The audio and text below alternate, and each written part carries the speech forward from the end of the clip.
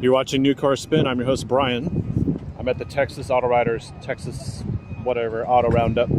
And these are the new Toyota Corollas. That's the Corolla Sedan. That's this Corolla Sedan Hybrid. And I drove the hatchback last year. Sorry, it's windy out. I drove the hatchback last year and I liked it. This, we're going to drive right now. This one. Or maybe the hybrid. I don't know. Maybe we'll drive both back to back if they're available when I get back. But it's an interesting car because I don't think it looks good on camera. There's no good angle I can take for this car. But in person, it's an edgy car.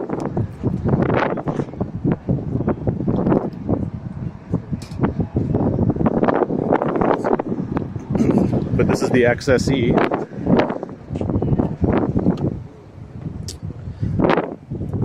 Okay, power seats. Nice display, very much like the hatchback that I drove last year. So let's drive it. I have to laugh at that. We still have manual releases for the trunk. Wow, when is Toyota going to stop doing that? I don't know. Okay, first impression, comfortable. Pretty comfortable in here. And this one's an automatic. We have electronic parking brake. We have hold for red lights. There's a sport button. And I believe this is a CVT, but it has a first gear. So I have finally someone from Toyota to help me. Hi. Are you ready to be on camera? I can if you'd like me to. I think you just drafted yourself. Yeah, you can come in. All right, come on in. Welcome to the 2020 Corolla. Thank you. My name is Sloan Stokas, and I'm in the marketing team at Toyota. I'm Brian. Great to I'm meet with you, Brian. New Car Spin. And this is my unedited Toyota Corolla Sedan video. Walkthrough? Right. Hopefully. Well, we're going to drive it on a short course. And then hopefully when we come back, we can drive the hybrid back to back.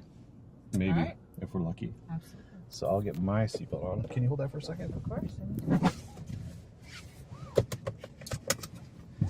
Okay. So I drove the Corolla hatchback last year. This is kind of the same architecture, right? It is. Or the outgoing model? No, this is an all-new TNGA platform, suspension, and new engine, 2.0 liter with 169 horsepower. Naturally aspirated? Or turbocharged? No, naturally aspirated. Okay. But the if you're referring to the Corolla hatchback that you drove at last year's TAWA event, that's the hatchback. So that is the same platform as that car. So okay. That car had its full model change 1 year prior than the sedan model. Okay. Yeah. Well, let's take it around the block. This is the top of the line version, right? Yep, this is the XSE grade. Okay. It has 32 combined MPG, 169 horsepower. It has an 8-inch touchscreen display and a 7-inch TFT MID screen in between the steering wheel. And a lot of fun to drive features such as sport mode and paddle shifters. So on the XSE, is that display an option or does it come with this trim? On the XSE, it's standard. Okay. And for a rough ballpark, what does this trim go for? This trim is about 25,000, low 25s. Okay, let me help you with that. Yeah, sorry. Got the package. This one's at... Oh, it doesn't have the pricing on there. But it just came out though, right? Yeah, it just came out. Sorry, I should have it already pulled up. Let me flip it. Nope. Okay. I'll hold that for you. Yep. Okay. Roll my window up. 25,450. 25,450. Okay. So in my mind, this is what you would get if you are looking for a commuter car or you just want something reasonable and with lots of features. I drove the Prius hybrid a couple days ago and my review is already up on YouTube, but that thing was $34,000. And I said, if you're looking for an ideal commuter car, look at the Corolla. And here we are. 10 grand less. 10 grand less. Talk about reasonable. What I did say about that Prius was, if you're going to spend that much on that Prius, just get the Lexus UX. Which is funny because it's this platform. Or actually, it's off the hatchback platform of the Corolla. Yeah, the Prius and the Corolla share the same platform, and now the Prius hybrid has the same engine as well. But you know, they're different consumers. They both get similar MPG. The Corolla hatchback, the Corolla hybrid gets a 53 city MPG and a 52 combined, and it has, you know, the styling to boot of the all new Corolla. So nice. It's a different vehicle than the Prius, just more selection for the consumer. Yeah, that's a good thing. Mm-hmm. And you guys have enough product to keep people in the Toyota brand. It's funny, like the life cycle is insane.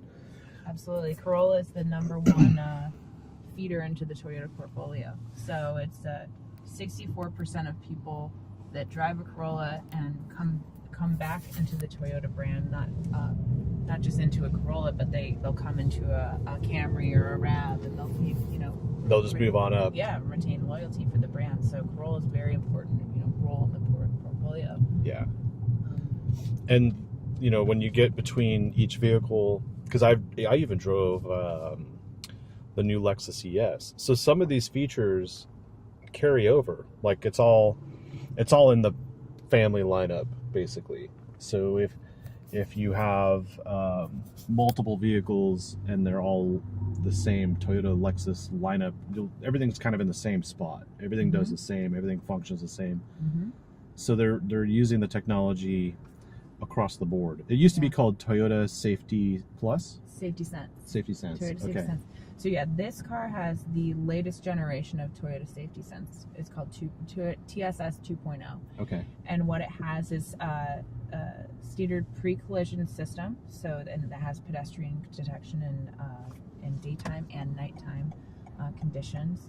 It has lane departure alert with steering assist, dynamic radar cruise control, automatic high beams, and then new to the technology in this generation, it includes a road sign detection. So if you drive past a speed sign, stop sign, yield sign, or do not enter sign, you'll get on your MID screen, such as on display here. You will find what the like right now the speed limit is on for 70 miles an hour. That's why I take. I don't think we're going that fast. That's why I take this route. And then it also has one of my particular favorite features on the new TSS system is called Lane Trace Assist, where the car uses both the camera, which is right behind the rear view mirror here, and then the millimeter wave radar sensor, which is in the front of the car, to detect the car distance of anything in front of the car, which includes traffic, and then it uses the camera to detect where the lines are on the road, and two systems combined compute a line in the center of the lane that the car centers on and essentially traces. So when you turn on your cruise control, the system will ignite, and you will be able to essentially, in a cruise control format that speeds up and slows down with the speed of traffic, do that with the car, but it will also pair with the technology of tracing you in the center of your lane. So it eases the burden of driving, and you can, you know, the same way you would take your feet off the steering, the pedals in a cruise control format, you could also kind of just hang your finger on the steering wheel, and the car will center you while you're driving, and even take a slight turn in the road with you not having to provide the steering input. Which so is quite incredible technology. Which is good because it reduces a lot of fatigue. Absolutely, So, any burden, sort of, you know, from driving or stress that may cause from driving, the technology package combined really helps with that. So if you're a road warrior, this is a very economical and fatigue-reducing vehicle, actually, because it has a lot of the features that the more expensive vehicles would have, but it's trickling down. Yeah, okay, absolutely, and it's standard on every grade. So this car starts at $19,900. It's under $20,000, and you get all of these safety features for standard on the vehicle. Nice. So, you know, a lot of other cars in our category, or cars in general, even up into the premium space, charge extra for these features, and they're standard on Corolla. So the value proposition in this car is tremendous, so that's really what's making the biggest headwinds in terms of what this car is all about. It's exactly what it needs to be. It's a value-driven car, and it feels really nice and premium, and it comes with all the safety technology that you need. You have to pay extra for in other vehicles. Yeah, I do like the design. This dash is incredible. For a car of this price category, you just go, well, there's so many things that you're willing to accept, or so many things you're willing to just be like, I'm fine. But you get in here and you go, wow, this is much more than I thought I would be getting out of my money. There is a competitive vehicle that's no longer being made, and I was actually suggesting it over the previous generation Corolla, and that was the Chevy Cruze. The Chevy Cruze is dead, so the Corolla has outlived it, but this is the new generation, and now the Corolla is back on the list of a vehicle I'd recommend. The previous one wasn't my favorite, and I've pointed out the reasons why, but in this one, after driving that hatchback, this is a level above. This isn't even the same car as what I drove and didn't like 3 years ago. So I really want to thank you guys for the opportunity to drive this one, and I look forward to having a thorough time with it later. But for now, we're going to go right into the hybrid after this, because it's right over there. The white one is right there waiting for us. Hello. Thank you.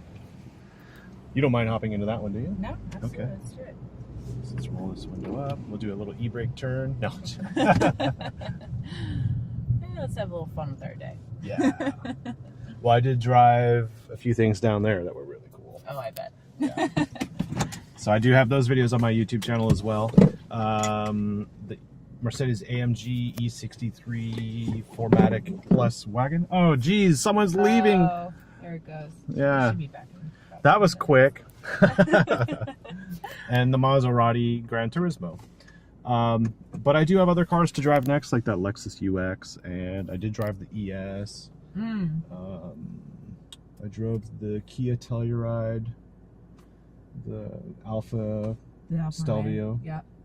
So what we'll do here is we'll end this video, and then we'll pick up again in another video for the Corolla Hybrid. Thanks for watching. Bye. Bye. Thank you.